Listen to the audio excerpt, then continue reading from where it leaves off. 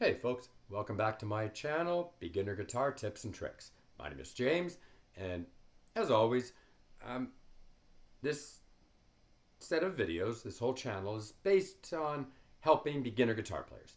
So if you're a intermediate, advanced, or pro player, there's probably nothing here you don't already know. And ideally that's the point. These are videos to try and help beginners who are working their way through the beginning stages of your lessons.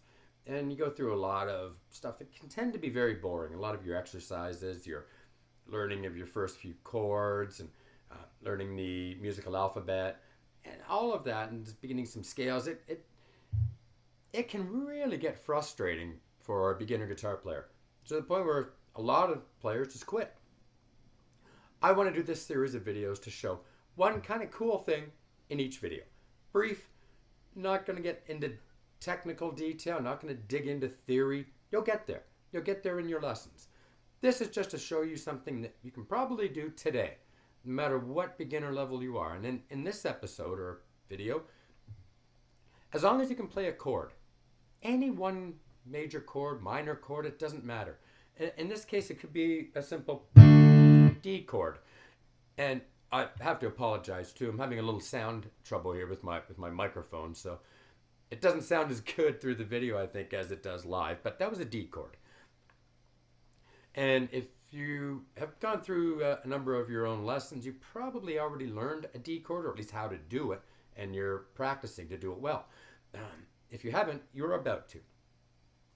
But in this video, we're going to look at something cool with that chord. And there's a term or word for what we're going to do. And in music, a lot of the words to describe things are in Italian. So this particular word is called arpeggio.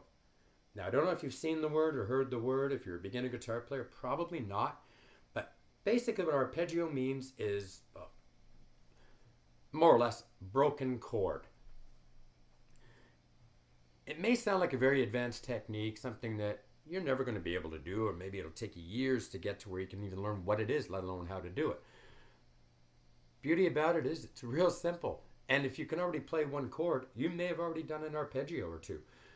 Now, the key to it is just know one chord and know how to pick.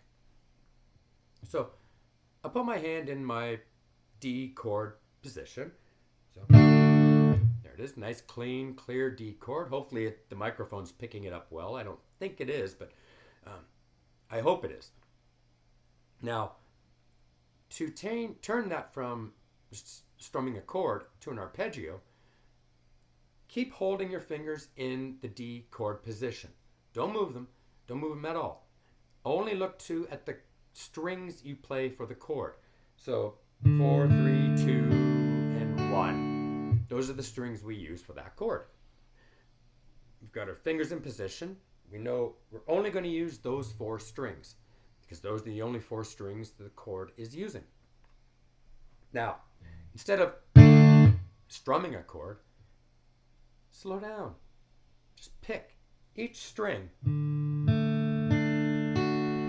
on its own, individually. They're all the same notes to make up the D chord, but instead of strumming one big chord, you're just going to play with individual notes. That sounds like nothing. It sounds boring, right? But have some fun with it.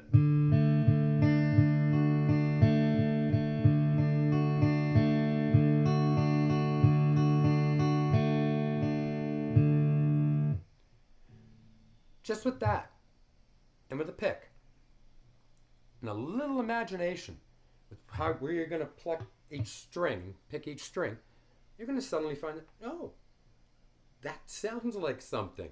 It sounds like something creative. It's not just, okay, I put my fingers here and do this. Okay, I got a D chord. Now what? Hold it there. Sit there and do that. Just pick the strings within the chord.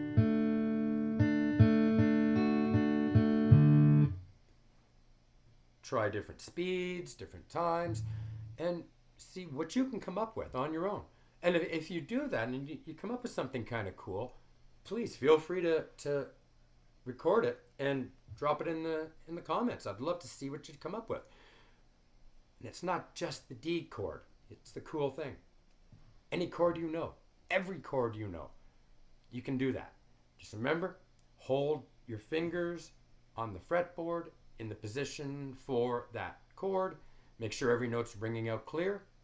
And then just instead of strumming the chord, pick the strings used only in that chord. So an A string, you're not going to pick well, that's really deep. You're not going to really play the sixth string, the low E, because that's not used in the A. But you will if you do an E chord. So play around with that. Have some fun with it. See what you can come up with. And like I said, if you want to record something you did, throw it in the comments section. I'd love to see what you come up with. Again, you can do it with any chord. So take a little break from theory that's kind of driving you a little nuts and kind of starting to frustrate you. Get creative with that. See what you can come up with. Sort of an intermediate technique that your lessons probably haven't taken you to yet. And if they haven't, remember, stick to your lessons. Don't jump too far ahead. This is just something for you to do when you take a break from your practicing. So you can try something unique, original, and that makes you feel like you're actually creating something. And I hope you enjoy it. I hope you have fun with it. And as always, if you enjoy what I'm creating on this channel, I'd really appreciate if you hit the subscribe button. It goes a long way to helping us out with creating more and more content. And it keeps you up on notified on any new videos that will be released on this channel. Hopefully I can keep doing videos for as long as I can keep strumming a guitar and coming up with new ideas for you folks to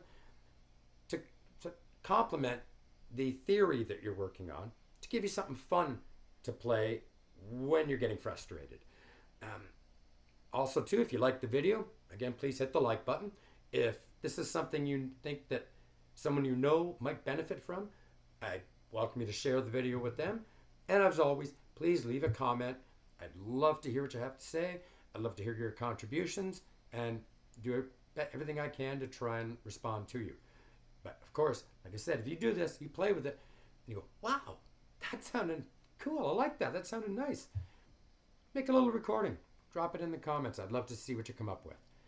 Again, thanks for watching, and I'll see you in the next video.